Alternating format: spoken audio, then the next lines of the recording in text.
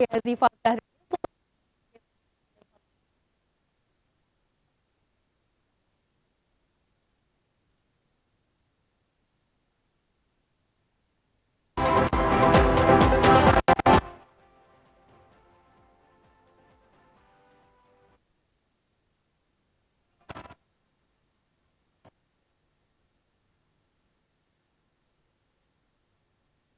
skala Richter.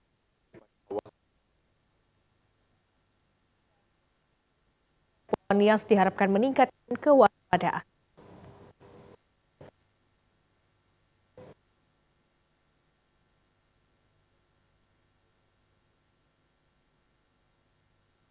Pantau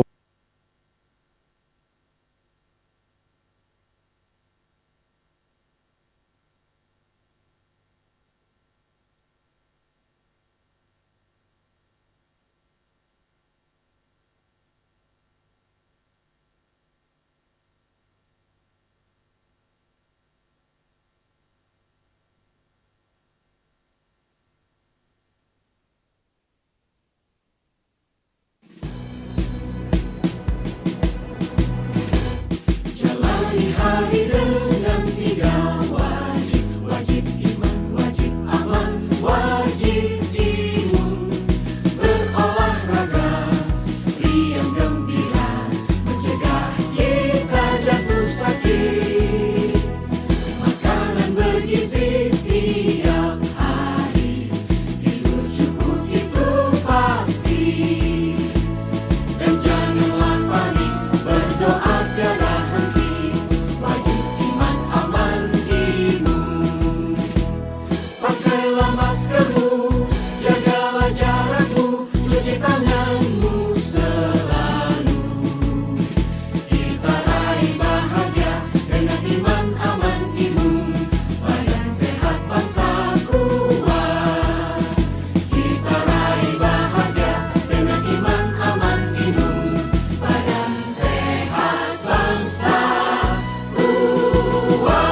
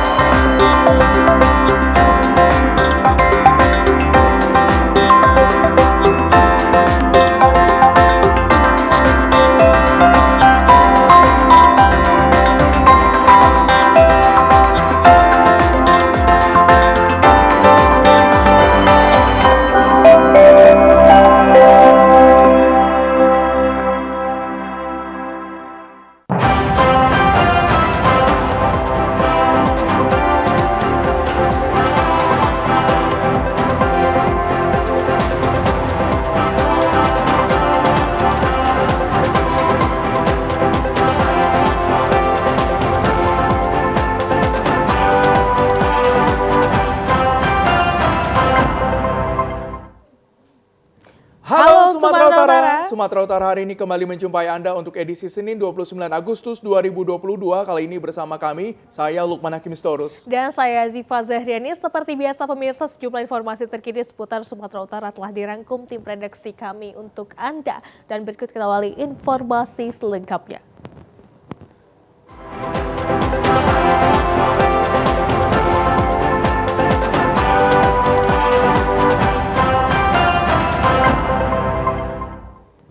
Saudara, gempa bermagnitudo 4,4 skala Richter terjadi pada kawasan Kepulauan Mentawai, Sumatera Barat. Atas gempa tersebut, warga Kepulauan Nias diharapkan meningkatkan kewaspadaan. Gempa terjadi pada pukul 10:29 waktu Indonesia Barat. Titik gempa terpantau di 0,99 derajat lintang selatan, 98 derajat bujur timur, yakni 161 km barat laut Kepulauan Mentawai pada kedalaman 10 km. Dari informasi melalui akun Twitter BMKG disebutkan, gempa tidak berpotensi tsunami. Namun warga di Kepulauan Nias yang mendengar informasi gempa tersebut saat ini meningkatkan kewaspadaan mengingat keberadaan pulau tersebut sejajar dengan Kepulauan Mentawai yang berdekatan dengan jalur lempeng Indonesia, Australia, dan Eurasia. Khusus di Pulau Nias, hanya warga dari Kepulauan Batu berdekatan Kepulauan Mentawai yang ikut merasakan getaran gempa tersebut. Warga dan siswa sempat panik atas informasi yang berkembang pesat di media. Saat ini warga yang terkena dampak gempa Mentawai secara berangsur telah menjalankan aktivitas kembali. Daerah yang berdekatan dengan lokasi gempa Kepulauan Nias belum merasakan dampak yang signifikan. Seluruh bangunan rumah dan gedung tidak mengalami kerusakan. Sampai saat ini, gempa yang kita pantau di Mentawai sudah terjadi 4 kali gempa. Di antara 4 gempa ini, terdapat 2 gempa di atas 5 magnitudo. Dari 4 gempa ini, ada 2 gempa yang dirasakan di Nias Selatan, namun tidak dapat dirasakan di kota. Sehingga karena dilihat dari jarak yang dilihat dari Mentawai ke Teluk Dalam atau di Nias Selatan, tentu kita melihat perlu adanya kewaspadaan yang perlu ditingkatkan karena melihat dari besarnya magnitudo yang tercatat di BMKG. BMKG juga mengumumkan gempa bermagnitudo 5,9 yang mengguncang Kepulauan Mentawai, Sumatera Barat. Kejadian gempa pada Senin pukul 5:34 waktu Indonesia Barat. Pihak BMKG telah menyebutkan kedua gempa yang terjadi pada hari Senin ini tidak berpotensi tsunami. Sejauh ini seismograf milik Stasiun Geofisika BMKG Padang Panjang dan Gunung Sitoli di beberapa lokasi terus dipantau aktivitas kegempaan. Pemirsa, pencarian terhadap korban kondisi membahayakan manusia di Hilimbosi, Nias Utara terus dilakukan oleh tim Basarnas gabungan. Faktor cuaca ekstrim masih menjadi kendala operasi pencarian di lokasi. Salah seorang ibu rumah tangga Aminiba Harefa usia 31 tahun diduga jatuh ke dalam Sungai Sow saat sedang membuang air pada Sabtu lalu dan hingga saat ini terus dicari keberadaannya oleh pihak keluarga. Dibantu Basarnas gabungan yang melibatkan unsur pemerintah daerah beserta TNI Polri, hingga hari ketiga operasi telah menyisir di beberapa titik dan diperluas ke arah hilir sungai dengan menggunakan 2 unit perahu LCR milik SAR dan BPBD. Selain itu pencarian dengan menyisir bagian daratan seputar 2 sisi Sungai Sow dilakukan warga, relawan bersama personil Babinsa TNI dan kepolisian. Komandan Beregu Operasi Rawatan Sarumaha menjelaskan, hingga hari kedua operasi pada Minggu kemarin belum membuahkan hasil. Tim gabungan yang bertugas khususnya di daerah aliran sungai mengalami hambatan derasnya arus Sungai Sow, penyelamatan bagian dasar tidak bisa dilakukan. Cuaca ekstrim berupa hujan deras masih terus terjadi di lokasi kejadian. Cuaca kendala pada saat ini di lokasi, yaitu cuaca tidak atau kurang mendukung dan arus air tersebut ini agak sedikit kencang sehingga tim dari kita itu agak sulit untuk melakukan penyisiran. Sampai saat ini tim SAR gabungan ya, baik dari Basarnas, TNI, Polri dan BPBD dan masyarakat setempat telah melakukan upaya pencarian mulai dari tadi pagi hingga sampai saat ini. Namun upaya pencarian sampai saat ini belum membuahkan hasil atau tanda-tanda dari korban tersebut. Hari ketiga operasi SAR pada hari ini dilakukan dengan terlebih dahulu mengevaluasi jika kondisi cuaca tidak mendukung, maka pencarian dihentikan. Hal ini dilakukan mengutamakan keselamatan tim dari hal yang membahayakan. Namun Basarnas gabungan bertekad fokus pada tugas pokok dan pencarian korban agar dapat ditemukan. Kapolda Sumatera Utara Irjen Pol Pancaputra Simanjuntak Minggu siang meninjau korban tanah longsor akibat banjir bandang yang menerpa di Kabupaten Toba. Dalam peninjauannya, Kapolda Sumut menghimbau masyarakat untuk bersama menjaga pelestarian lingkungan demi penyelamatan dari ancaman bencana alam. Dengan menggunakan transportasi helikopter, Kapolda Sumut Irjen Pol Pancaputra Simanjuntak bersama pejabat utama Polda Sumut meninjau kawasan terjadinya banjir bandang dan mendarat di titik lokasi terdampak bencana alam di Desa Jangga Dolok Lumban Julu, Kabupaten Toba. Banjir bandang menerpa desa, kondisinya masih terjadi air mengalir yang cukup deras, mengakibatkan beberapa rumah warga termasuk jalan lalu lintas macet panjang. Dalam peninjauan tersebut, rombongan Kapolda Sumut didampingi Bupati Toba mengambil langkah solusi untuk mengatasi dampak banjir bandang terhadap masyarakat. Banjir bandang melanda Kabupaten Toba harus dicermati, menandakan kondisi alam kawasan pegunungan memprihatinkan, kurangnya penghijauan pohon sebagai fondasi kelestarian alam. Guna mengatasi kondisi hutan kawasan Danau Toba yang sudah berdampak pada masyarakat, diharapkan untuk bersama menjaga lingkungan agar tidak terjadi bencana. Guna membantu masyarakat terdampak banjir bandang, dilakukan mendirikan posko tenda pengungsian dan bantuan sembako. Pemkab Toba akan melakukan rapat koordinasi guna mengantisipasi terjadinya bencana alam di masa mendatang dengan melibatkan instansi terkait. Dua dusun terdampak banjir dan longsor berada di Desa Jangga Dolok, Kecamatan Lumban Julu, Kabupaten Toba. Akibat banjir dan longsor tersebut, sebanyak 6 rumah rusak parah, 1 diantaranya hancur terbawa air. Kerugian material yang dialami masyarakat terkena dampak akibat banjir dan longsor cukup besar. Kepala Desa Jangga Dolok, Kecamatan Lumban Julu, Kabupaten Toba, Bikman Manurung mengatakan penyebab banjir dan longsor di desa tersebut disebabkan hujan deras yang terjadi Sabtu sore hingga Minggu. Akibat hujan deras, penampungan air di Bukit Barisan jebol. Longsor dari puncak Bukit Barisan karena adanya bendungan bendungan air di atas yang sudah cukup lama ditambah lagi dengan cuaca ekstrim, menyebabkan gelondongan kayu yang berasal dari atas pegunungan yang sudah ada puluhan tahun berada di atas pegunungan longsor. Dan Kepala Desa Jangga Dolok, Bikman Manurung mengatakan ada sejumlah titik asal gelondongan kayu dan material yang berada di Bukit Barisan terbawa air hingga ke jalanan dan pemukiman warga sekitar.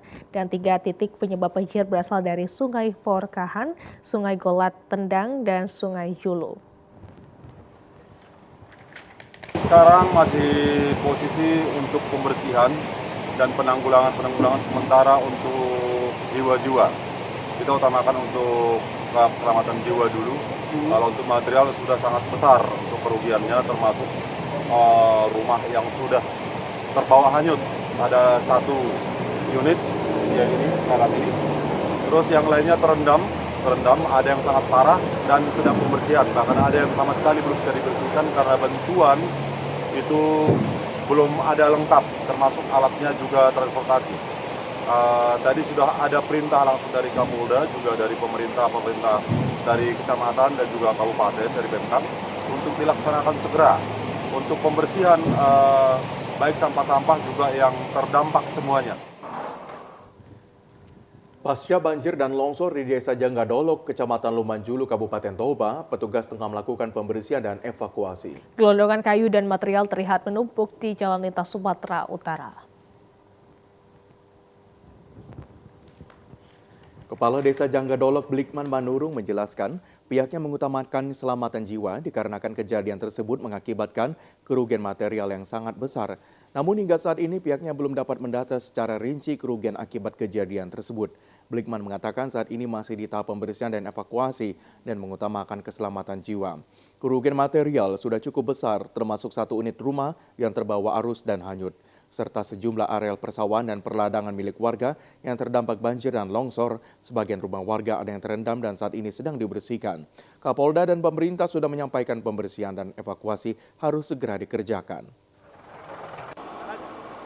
Untuk KK sementara karena belum ada pendataan lengkap, mengingat dari tadi malam ini pekerjaan semua perangkat desa dan masyarakat dan juga lembaga-lembaga, jadi data kita belum lengkap. itu bisa diperkirakan kira-kira sekitar 50 kakak yang sangat terdampak. Karena ini ada 3 dusun, dusun 1, 2, dan 3. Dusun 3 sementara aman, tidak ada masalah, puji Tuhan. Yang sangat terdampak dusun 1 dan 2, yang sangat parah dusun 2. Kepala Bidang Kedaruratan dan Logistik BPBD Kabupaten Toba, Welman Sibarani mengatakan ada 2 dusun di Desa Janggadolok yang terdampak. 1 dusun yang berada di sekitar Jalinso mulai dilakukan pembenahan. Untuk daerah pertanian masih dibutuhkan bantuan alat-alat berat. Sementara itu, bantuan yang ada untuk masyarakat telah disalurkan ke dapur umum oleh pihak Dinsos Toba dan sudah mendirikan tenda penampungan sementara serta sebagian alat berat telah diturunkan. Dan hari ini kita dari mulai pagi tadi kita membersihkan material-material, memotong kayu-kayu, apalagi tadi ada rumah di belakang kita ini ada tadi tertimpa kayu besar, kita bereskan dulu, kita bersihkan rumahnya, dan sampai sekarang ya inilah masang tenda darurat, siapa tahu nanti dibutuhkan untuk kegiatan-kegiatan, siapa tahu keluarga nanti butuh tempat pengungsian, kita sudah siapkan, dan tempat-tempat untuk melaksanakan pertemuan-pertemuan nantinya. Jadi sekarang kita menunggu apa-apa lagi yang perlu kita kerjakan, karena sekarang kan alat berat sudah turun. Jadi kita harapkan 1 hari ini semua material sudah bersih dari lokasi kejadian.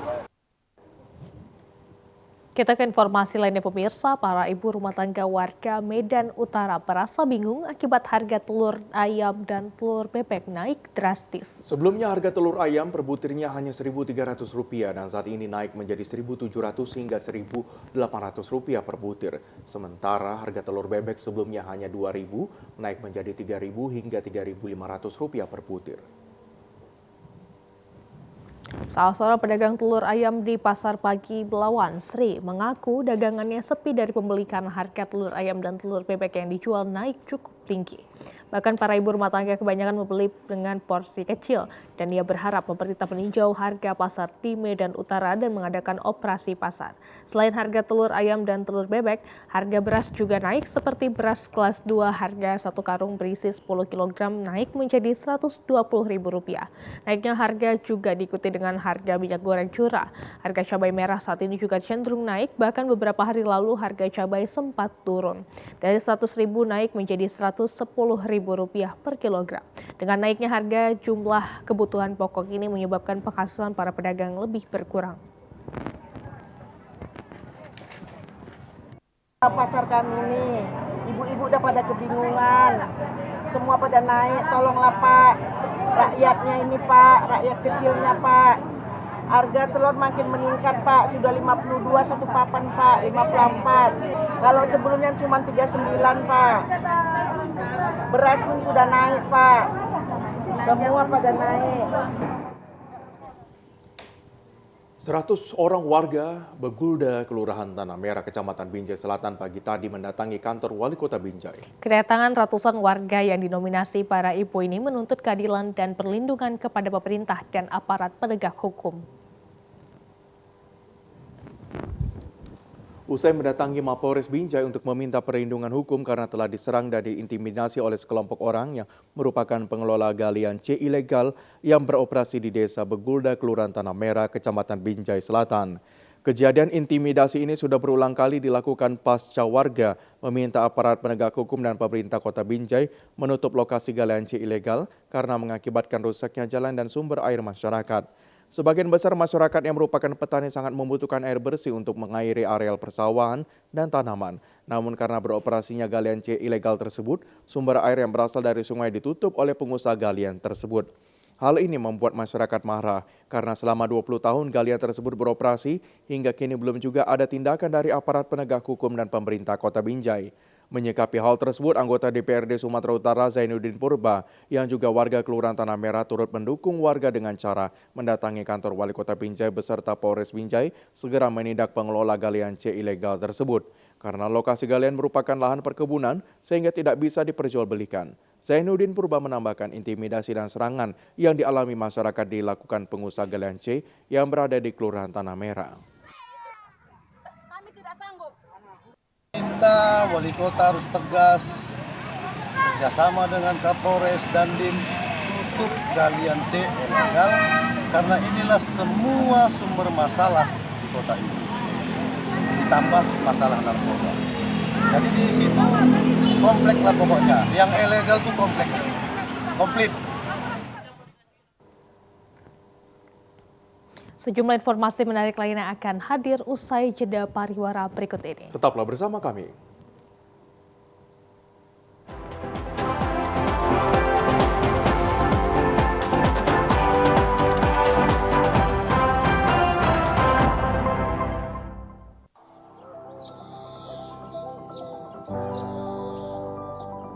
Dalam rangka memfasilitasi penduduk yang kesulitan memohon pelayanan induk pada hari kerja, kami di Dukcapil Kota Medan buka lebih lama, dari hari Senin hingga hari Jumat, dari jam 8 pagi sampai jam 8 malam, dan di hari Sabtu dari jam 9 pagi sampai jam 1 siang.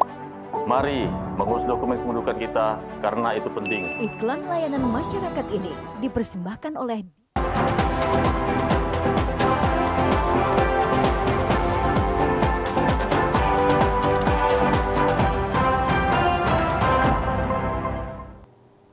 Selamat sore dan selamat bergabung bagi Anda yang baru saja menyaksikan Sumatera Utara hari ini. Saudara Gubernur Sumatera Utara memberikan apresiasi penandatanganan kesepakatan bersama atau MOU antara KONI Sumatera Utara dengan Majelis Sukan Negara Malaysia. Diharapkan dengan adanya kerjasama tersebut dapat meningkatkan persaudaraan antar kedua negara dalam bidang olahraga. Acara penandatanganan kesepakatan bersama MOU antara KONI Sumatera Utara dengan Majelis Sukan Negara Malaysia diselenggarakan di Rumah Dinas Gubernur Sumatera Utara pagi tadi. Kegiatan tersebut dihadiri Ketua KONI Pusat Marsiano Norman, Ketua KONI Sumut John Ismadi Lubis, beserta sejumlah pengurus KONI Sumut dan Menteri Belia dan Sukan Malaysia Datuk Seri Ahmad Faizal. Kerjasama antara KONI Sumut dan Majelis Sukan Negara Malaysia sebagai bentuk komitmen antar dua negara serumpun dalam memajukan bidang olahraga. Dengan adanya kesepakatan bersama MOU antara KONI Sumatera Utara dengan Majelis Sukan Negara Malaysia, diharapkan dapat memberikan motivasi sehingga pengurus KONI Sumut dapat mempersiapkan atlet Sumatera Utara agar dapat meraih prestasi pada kejuaraan Pekan Olahraga Nasional yang akan dilaksanakan di Sumatera Utara dan Aceh pada 2024 mendatang. Gubernur Sumatera Utara Edi Rahmayadi sangat mengapresiasi kerjasama antara kedua negara dalam bentuk olahraga, karena melalui olahraga dapat meningkatkan kerjasama dalam bidang yang lain seperti ekonomi, sosial, dan budaya, sehingga dapat saling menguntungkan antar kedua negara. Gubernur Sumatera Utara kepada yang terhormat Bapak Edi Rahmayadi. Sebenarnya kita tak ada perbedaan antara khususnya Sumatera Utara dengan Malaysia, Semenanjung Malaysia. Kita satu rumpun, adat istiadatnya, warna kulit, semua tak bisa dibedakan. Hanya tempo hari dengan akibat ada penjajahan yang berbeda, sehingga terpisahlah Indonesia dan Malaysia. Untuk itu, biarkan walaupun beda negara, satu Malaysia, satu Indonesia, tetapi persaudaraan tak pernah harusnya tak boleh bisa diputuskan. Ini mulai kita jalin, kita mulai dengan olahraga. Dengan olahraga kita bisa melingkat ke yang lain. Ada ekonomi, ada sosial, ada budaya yang sama-sama bisa kita bersamakan sehingga sama-sama menguntungkan antara dua negara ini, khususnya Sumatera Utara dengan Malaysia. Menteri Belia dan Sukan Malaysia Datuk Seri Ahmad Faizal mengatakan dengan adanya kerjasama antar kedua negara dapat semakin dikuatkan sehingga fasilitas olahraga yang berada di Kuala Lumpur maupun yang berdekatan dengan Sumatera Utara dapat digunakan atlet berprestasi dari kedua negara secara bersama-sama. Ia juga berharap bentuk kerjasama antara KONI Sumut dan Majelis Sukan Negara Malaysia dapat melahirkan atlet berprestasi di masa yang akan datang. Selanjutnya kepada Ketua Pengarah MSN. Antara kedua negara dapat kita perkukuhkan melalui kerjasama seperti ini supaya fasiliti-fasiliti sukan yang ada di Kuala Lumpur dan juga negeri-negeri berdekatan dengan Sumatera Utara ini dapat digunakan secara bersama dengan atlet-atlet yang berprestasi tinggi daripada Sumatera Utara. Jadi dengan ini saya mengharapkan agar satu usaha untuk membangunkan sukan bukan saja untuk negara Indonesia dan negara Malaysia, tetapi untuk keseluruhan Asia Tenggara ini dapat kita bangunkan secara bersama. Saya sentiasa katakan amat merugikan bagi rakyat Malaysia dan juga rakyat Indonesia berselisih kerana sukan. Apabila kita bermain badminton sebagai contoh, ada waktunya Indonesia menang, ada waktunya Malaysia menang. Tetapi apabila kita terlalu bermusuh dari segi sukan, yang menjadi juara negara lain. Pemirsa, Pangdam 1 Bukit Barisan Maijen TNI Ahmad Daniel Kardin melaksanakan kegiatan silaturahmi bersama insan media di lapangan tembak Perbakin Jalan Beringin, Gaperta, Medan pagi tadi. Kegiatan yang dirangkai dengan latihan menembak ini dihadiri Kasdam 1 Bukit Barisan Brigjen TNI Rifki Nawawi serta Ketua PWI Sumut Faryanda Putra Sinik. Kegiatan silaturahmi ini juga diikuti pejabat utama Kodam 1 Bukit Barisan dan puluhan insan media cetak, elektronik, dan online yang diawali dengan sambutan Ketua PWI Sumut Faryanda Putra Sinik yang mengapresiasi Pangdam 1 Bukit Barisan Maijen TNI Ahmad Daniel Kardin yang mengajak insan media untuk bersilaturahmi sambil berolahraga yakni latihan menembak. Sedangkan Pangdam 1 Bukit Barisan Maijen TNI Ahmad Daniel Kardin merasa sangat senang dan dapat bersilaturahmi kembali bersama insan media yang sebelumnya telah dilakukan di Media Center Pangdam 1 Bukit Barisan di Jalan Rotan, Medan beberapa bulan lalu. Pangdam 1 Pangdam 1 Bukit Barisan Maijen TNI Ahmad Daniel Kardin mengatakan peran media sangat dibutuhkan dalam menyebarluaskan informasi ke seluruhan lapisan masyarakat, sehingga Kodam 1 Bukit Barisan terus berupaya menjalin kerjasama dengan media yang akan menjadi sarana untuk mempublikasikan kegiatan disatukan Kodam 1 Bukit Barisan. Kerjasama ini akan terus ditingkatkan dan dipelihara sinergitas antara Kodam 1 Bukit Barisan dengan insan media dalam rangka mempublikasi kegiatan satuan Kodam 1 Bukit Barisan. Memanfaatkan media yang ada, kita punya fasilitas lapangan tembak, kita laksanakan silaturahim ini dalam bentuk kegiatan latihan. Jadi hanya ini sebenarnya hanya medianya saja menembak ini. Intinya adalah kita bersilaturahim. Insan pers itu sesuai dengan motonya dia harus fokus kepada target. Kemudian fokus ke target ini sama persis dengan filosofi menembak. Jadi kalau kita menembak itu percaya diri, kemudian kita fokus kepada target. Targetnya lesan ini. Jadi ini hanya semacam pelatihan dasar ya untuk kita bersilaturahim, kemudian fasilitas ini kita manfaatkan. Sebenarnya tidak ada kekhususan untuk insan pers nanti dilatih jadi petembak, ya enggak juga. Tapi ini bagian dari menjalin kedekatan kita dengan insan pers. Kebetulan kita sedang ada kegiatan latihan menembak, kita manfaatkan suasana menembak ini untuk kita perkenalkan kepada insan pers. Ketua PWI Sumut Faryanda Putra Sinik mengatakan silaturahmi dirangkai dengan latihan menembak ini menjadi ikatan dalam mengokohkan sinergi antar media dengan Satuan Kodam 1 Bukit Barisan. Tentunya kami berharap melalui kegiatan menembak ini, kan judulnya sebenarnya kan silaturahmi.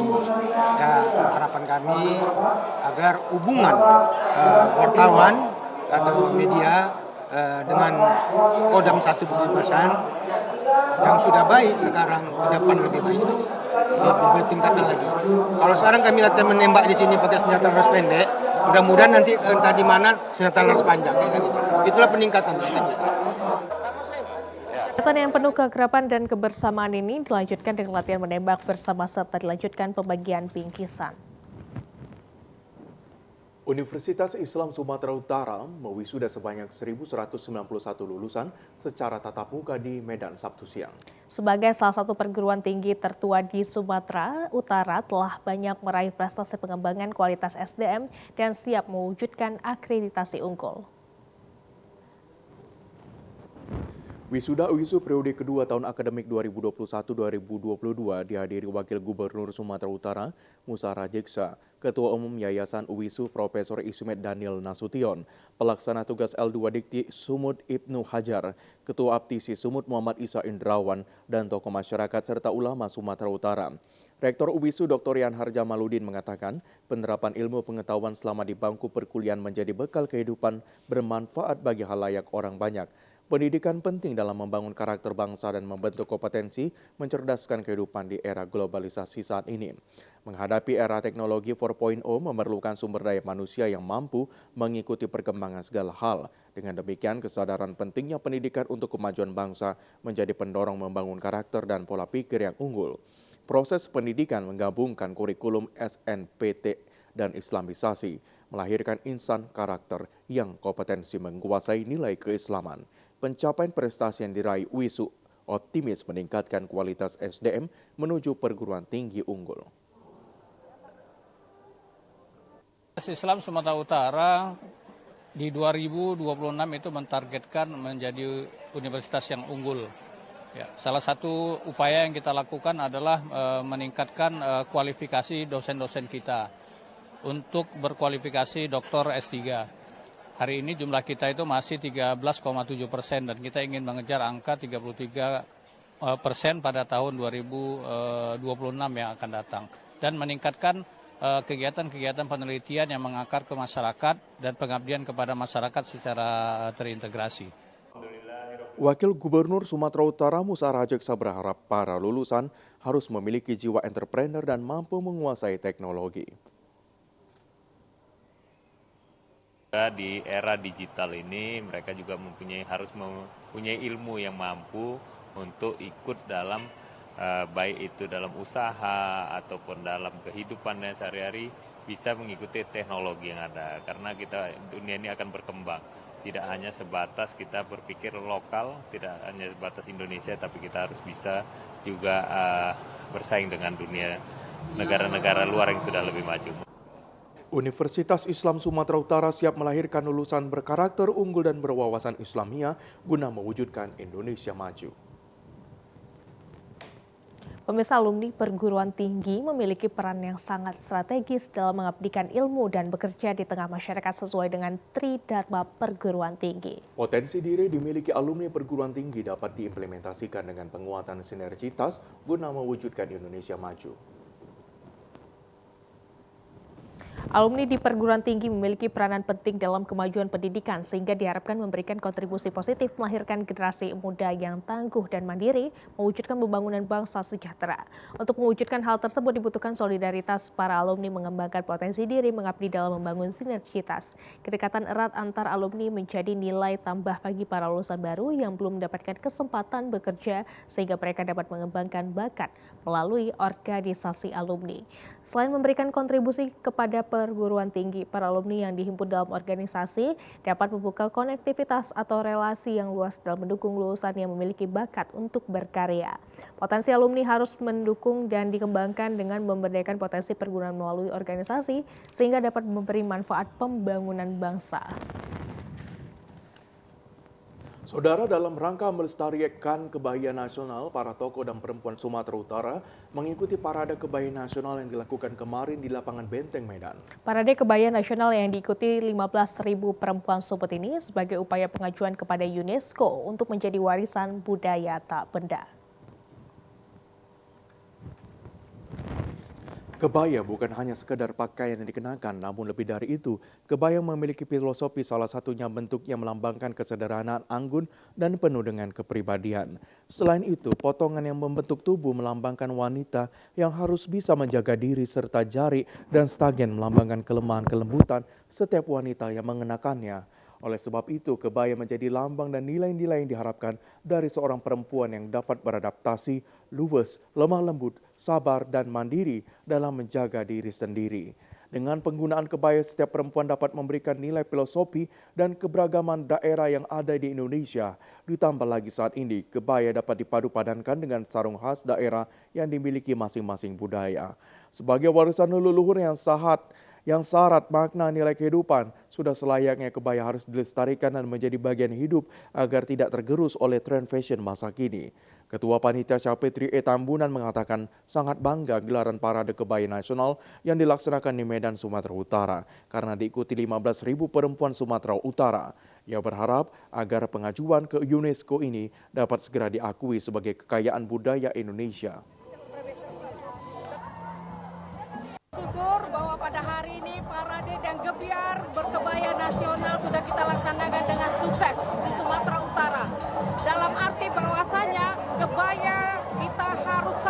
UNESCO dan tercatat. Dan disinilah dimulai bahwa Sumatera Utara dengan 15.000 peserta yang ikut berparade kebaya untuk bisa kita daftarkan di UNESCO. Karena kebaya adalah merupakan busana Indonesia asli. Jangan sampai ada diambil oleh negara lain. Dan ini kita setuju.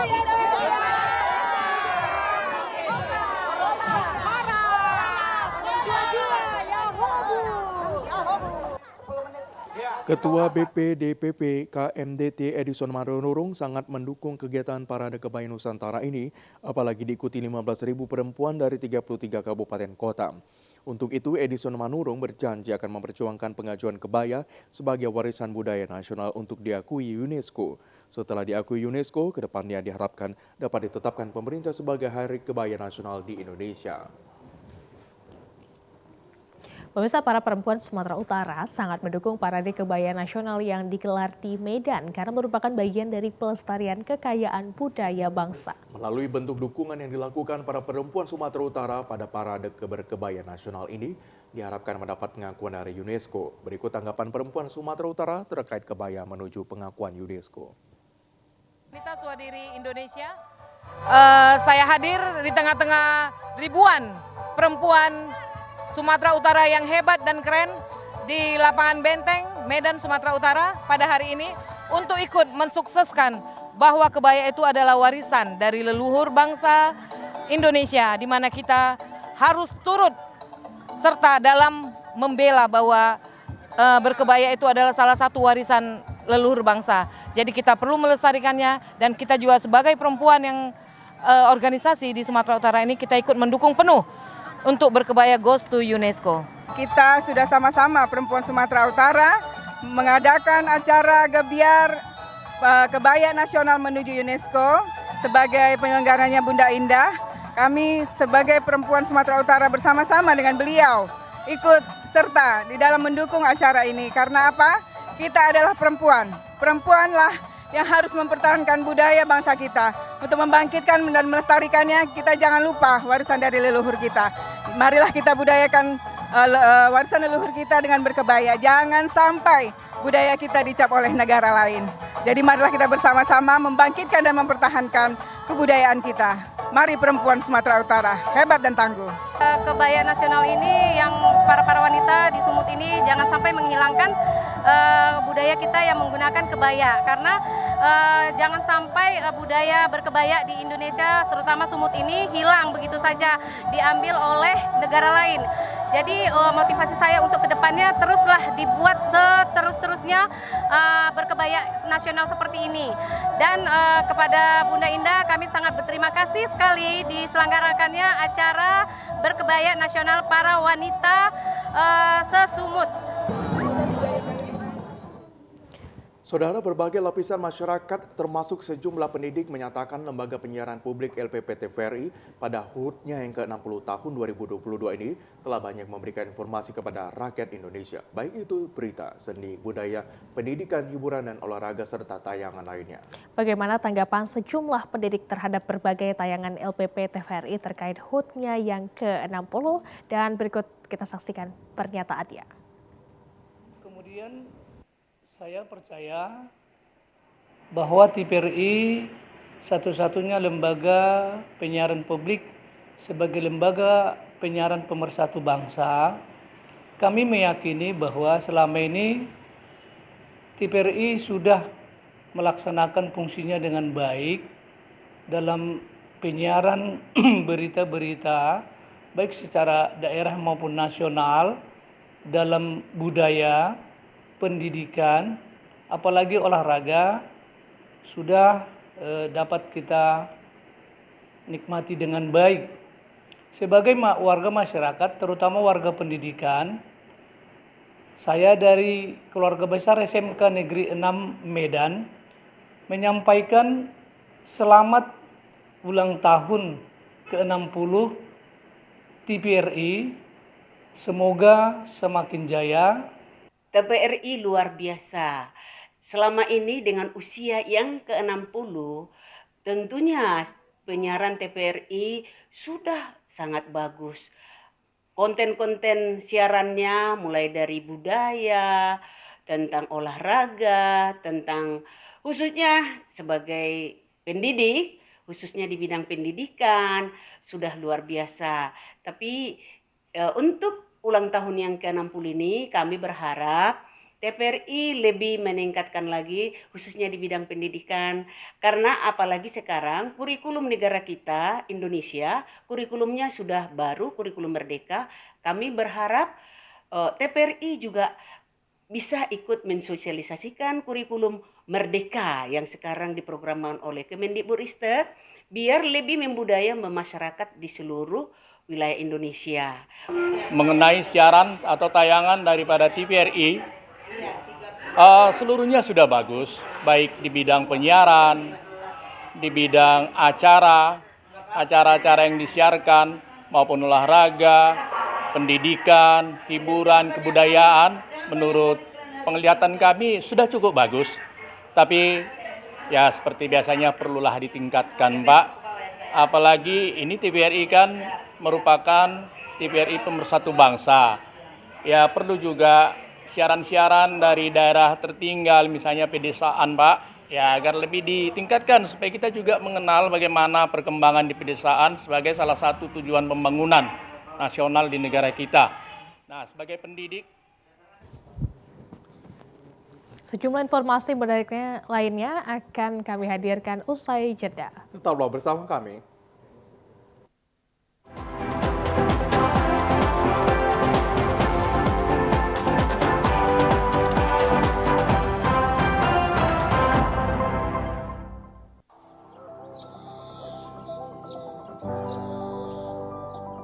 Dalam rangka memfasilitasi penduduk yang kesulitan memohon pelayanan induk pada hari kerja, kami di Dukcapil Kota Medan buka lebih lama, dari hari Senin hingga hari Jumat, dari jam 8 pagi sampai jam 8 malam, dan di hari Sabtu dari jam 9 pagi sampai jam 1 siang. Mari mengurus dokumen kependudukan kita karena itu penting. Iklan layanan masyarakat ini dipersembahkan oleh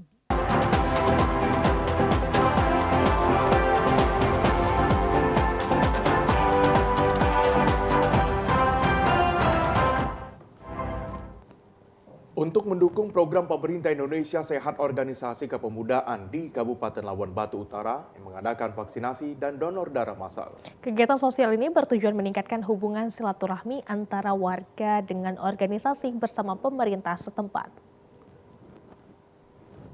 Selain memperingati HUT RI yang ke-77, IPK DPD Labuan Batu Utara mengadakan bulan bakti sosial bersama Dinkes setempat melaksanakan vaksinasi COVID-19 massal, diikuti ratusan kader organisasi dan warga di Jalan Kapten Subit, Kota Aikanopan kemarin. Kegiatan ini bertujuan mempercepat program vaksinasi pemerintah khususnya di Labuan Batu Utara. Saat ini target vaksinasi COVID-19 untuk vaksin pertama mencapai 88,83%, vaksin kedua 73,08%, dan vaksin ketiga booster 44,14%. Pada HUT yang ke-53 tahun, pelaksanaan vaksinasi massal itu juga bekerja sama dengan PMI Labuan Batu Utara dan juga melaksanakan donor darah massal.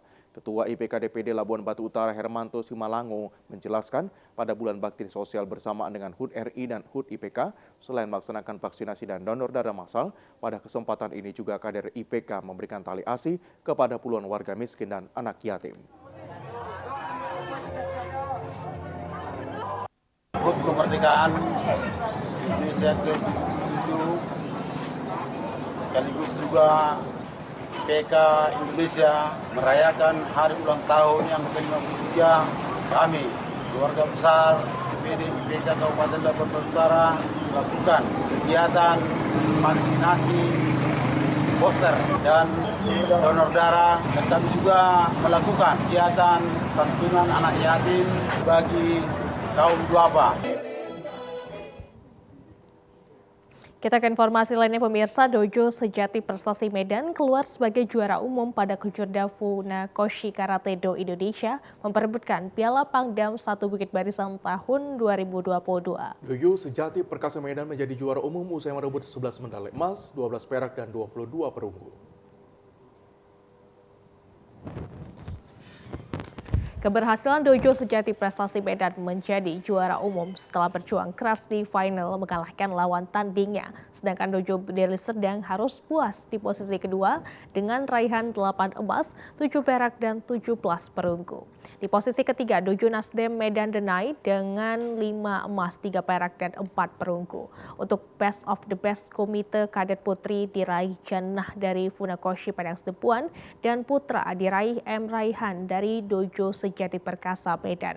Sedangkan Best of the Best Komite Junior Putra Putri diraih Dojo Sejati Perkasa Medan atas nama M. Rido Purwadi dan Tessa. Pangdam 1 Bukit Barisan Majen TNI Ahmad Daniel Kardin usai menutup kejurda Funakoshi Karate-Do Indonesia di Gor Mini Dispora Sumedan kemarin mengatakan substansi dari kejurda ini bukanlah sekedar mencari pemenang, akan tetapi untuk mencari bibit-bibit atlet berprestasi dan menjalin silaturahmi guna mempererat rasa persatuan dan kesatuan.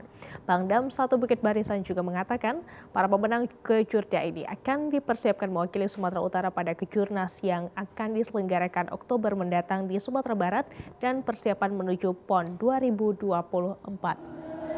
Ini mereka dikader, memang dikader. Diharapkan dari mereka nanti akan lahir karateka untuk PON 2024, masih cukup waktu kita untuk melatih mereka. Kemudian beberapa hal yang menjadi catatan kita melihat kelemahan mereka adalah fisik, ya. Jadi kelihatan menit pertama bagus, menit kedua, ketiga sudah mulai agak menurun. Dan ini masih bisa kita latih lagi. Nanti kalau udah masuk ke tahapan untuk training center, ini tentunya akan menjadi atensi untuk kita bina kembali. Tapi secara umum mereka sudah terlihat berprestasi untuk siap ikuti kejuaraan berikutnya.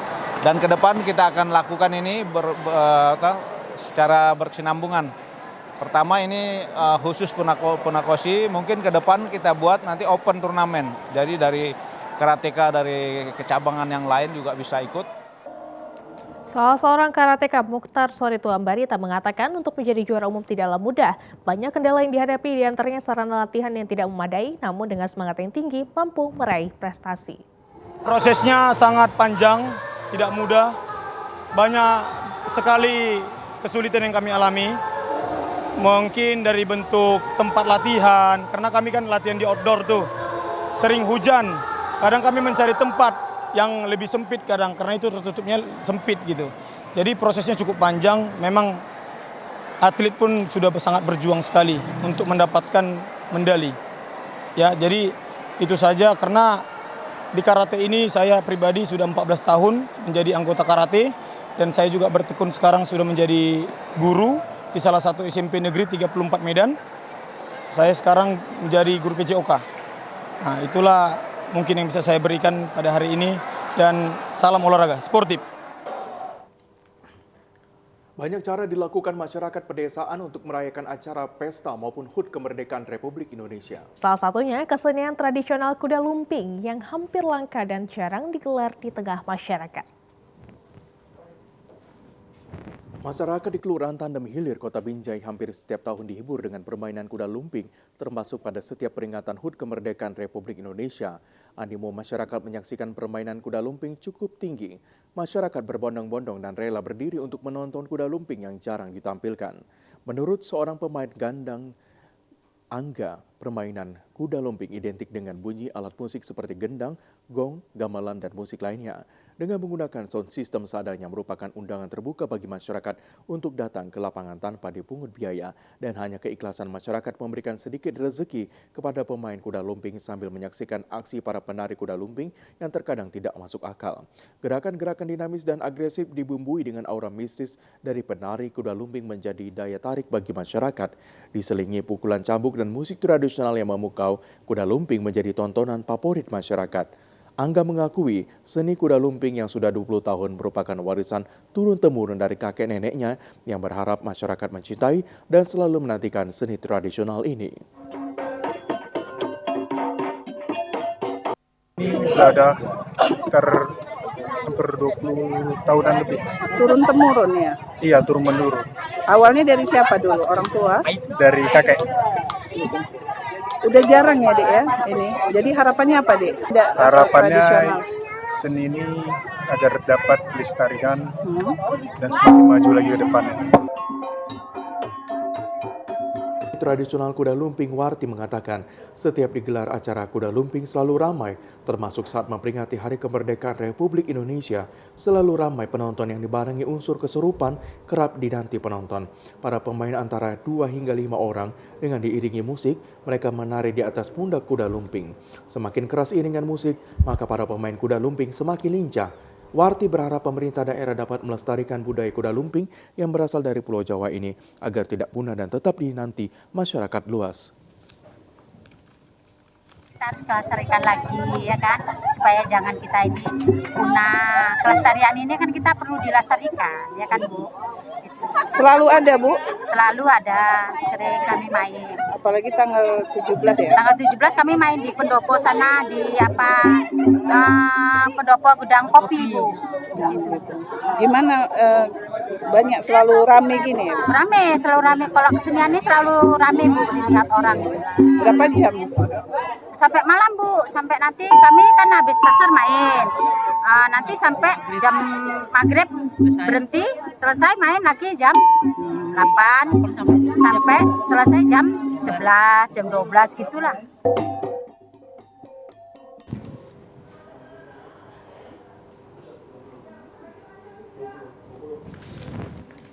Saudara, guna menumbuhkan generasi muda yang unggul, IPK Kabupaten Karo bersama jurnalis menyelenggarakan kompetisi futsal Cup 1 DPD IPK Kabupaten Karo. Ya, dengan sportivitas dan semangat pemuda bebas narkoba diharapkan dapat mencetak bibit-bibit unggul dan atlet futsal.